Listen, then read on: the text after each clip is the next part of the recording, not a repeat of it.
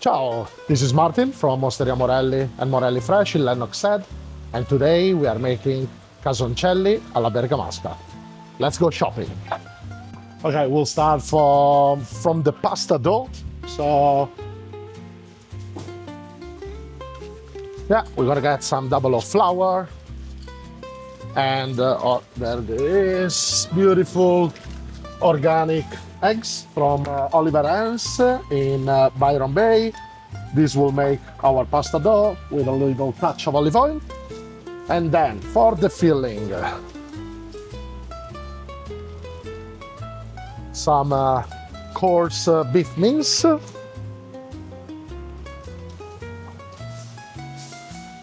and some sausage from Salumi, Australia in Billy Nudgel, and a little bit of veggies.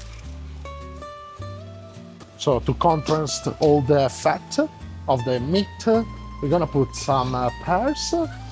Bear Bosque are the best one to use, but green pears are fine too. We're gonna need some sage for the condiment of the pasta, a little bit of garlic,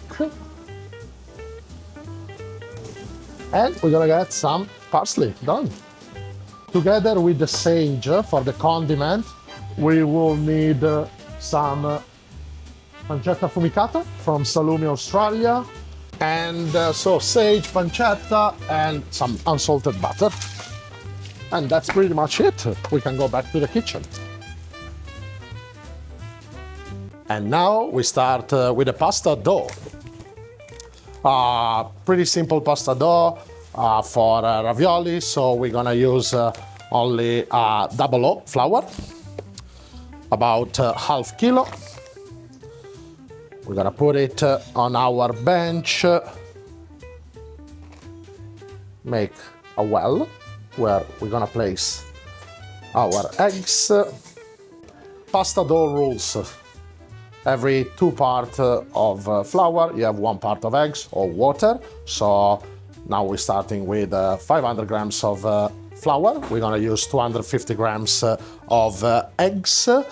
As we were saying, I always like to measure my eggs because especially when we use organic and we are using at the moment Oliver Sands eggs from Byron, they can be different. So sometimes you'll need an extra eggs or a smaller eggs. As you can see, this is much smaller than this. So we weighed it, 250 grams.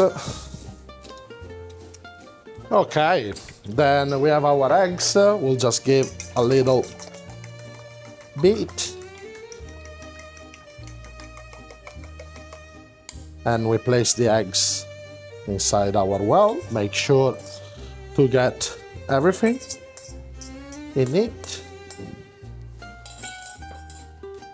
Little tiny bit of extra virgin olive oil to give a bit of brightness. I don't like to put any salt in the pasta dough. Anyway, we are doing a pretty heavy and salty filling, so we won't need that. And then, every time you mix pasta dough by hand, you always start with the tip of your fingers, and you slowly blend the flour with the egg until the eggs are not runny anymore. You don't want the well to break and the eggs to run everywhere in your kitchen. So slowly, you get all the eggs, all the flour in the eggs. Once you arrive to pretty much this point where the eggs are not really moving anymore, you take a bit of flour, you clean your fingers, and then with a scraper, you start mixing the rest of the flour with the egg.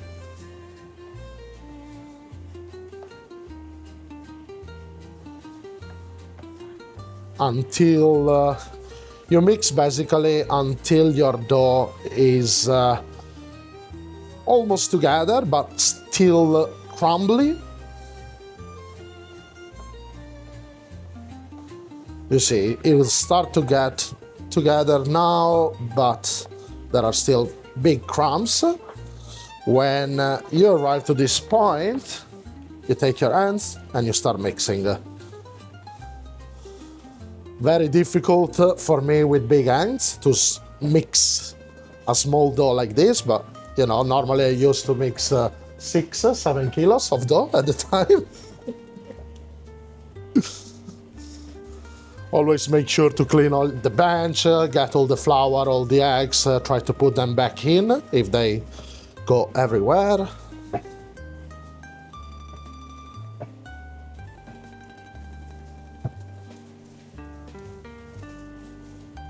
And then always you want to work with this part of your hand and just put a bit of strength in the dough. You push it forward and then bring it back, push it, bring it back, push it, and then you change the side, bring it back, push it, and you will see that your dough will come together pretty fast.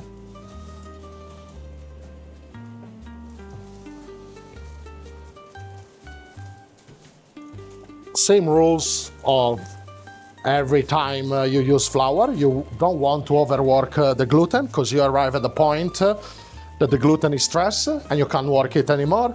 So we're gonna let it rest. We take some cling wrap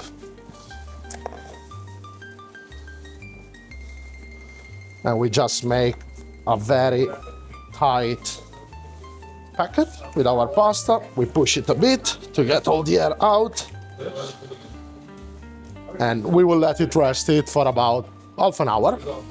Okay, filling. We just need to peel our pears. We need to dice them, so not too big, but also not like a paste. I like to do my pears like this. I just do the 4 sides, and then we just leave the part with the seeds that we're not gonna use once we are done. We're gonna need a little bit of garlic too.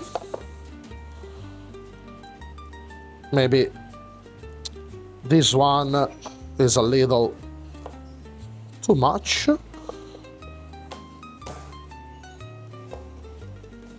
And we finally chop it. We put it together with the garlic and then a little bit of parsley. Not too much.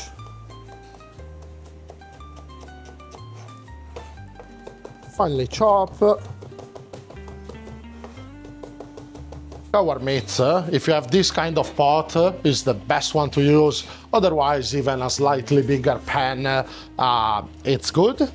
We need to make sure that the pot is really, really hot, because we want to quickly sear our beef mince and our sausage without having to lose too much of the liquid. Okay, so the pan is hot. We're gonna put around half kilo of sausage. Hopla. And our beef mince. A little bit of oil. And when you cook mince, which is pork, beef, doesn't matter, whisk. And you break it up with a whisk.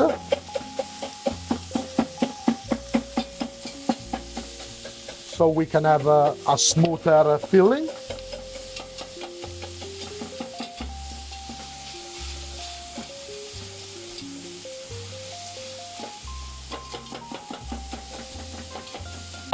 We're not gonna add any salt because the sausage is already salty.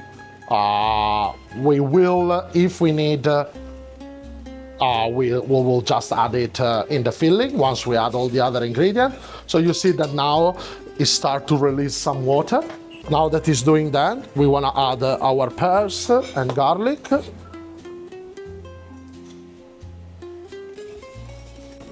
And we put our parsley. And then we can let our filling cool down in the fridge, and then we're gonna add breadcrumbs, amaretti, and cheese. After pretty much half an hour, Our pasta dough is rested, so we can give the last knead just to make it ultra smooth and perfect. Always with our palms, push it and bring it back, push it and bring it back. It won't need much work because it's a very small dough. And you see that now it's completely smooth. It can rest for another 10-15 minutes and then we are ready to roll it.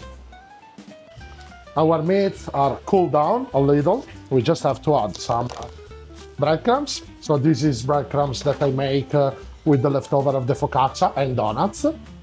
But any type of Italian style breadcrumbs or panko, but the panko you'll need to blitz it until it's nice and fine, is okay for this recipe.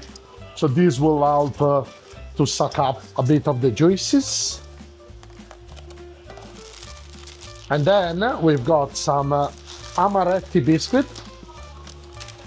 I know it looks very weird, but it's actually pretty common in the northern Italy to put amaretti in filling for ravioli. So we just need to break this up. So grana padano, we never want to be shy with grana padano. We always need a lot. And that's all. So once we have everything, we mix it with our beautiful hands. We are ready to roll our pasta. Ciao. So we just need a little bit of plain flour, double O flour if you have it, like doesn't really matter. Before to put our dough in the machine, we just flatten out a little bit. So this is my pasta machine that every week rolls about 80 kilos of pasta. We'll always start from the thicker setting, going down.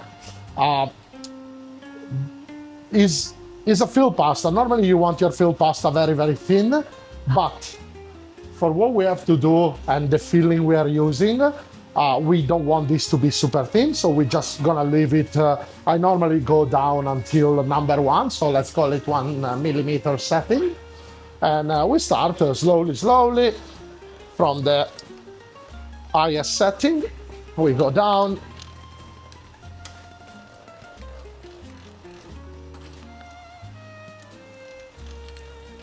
Now we are about halfway, but you see that our pasta is not really straight, so we're gonna fold it and we're gonna give it rectangular shape, kind of square shape. We go back to the higher setting now that our pasta has a better shape.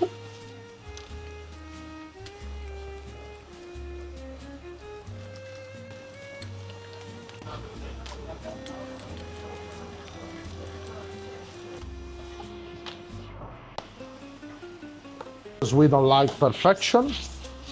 All the casoncelli needs to be different from each other.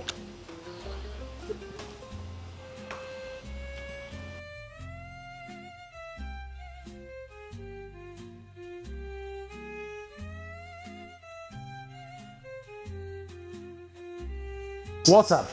That's when you make ravioli, that's your best friend. Just wanna give a little spray. We fold our pasta over the filling. Okay, and in every space, we just press it with our finger. So on the side and at the top, just if there is a bit of filling, we just get rid of. Beautiful, do you want a job tomorrow making pasta? So for the casoncelli sauce, as we saw before, we're gonna use some beautiful pancetta affumicata from Salumi, Australia. Since this is a very rustic dish, sage, we just chop the stalks, and that's what we need. Okay, water is boiling. We're just gonna drop our casoncelli. while we prepare the sauce. Cold pan, yes. And then we just want the pancetta to render and cook until it releases a bit of the fat. Once you're gonna see there will be a lot of fat in the pan, we're gonna add more butter, just because, and sage, and we're gonna drop that hot butter and sage over the top of our casoncelli. Let's go. Let's see if Jeremy did a good job. It makes my mouth water when it's sage.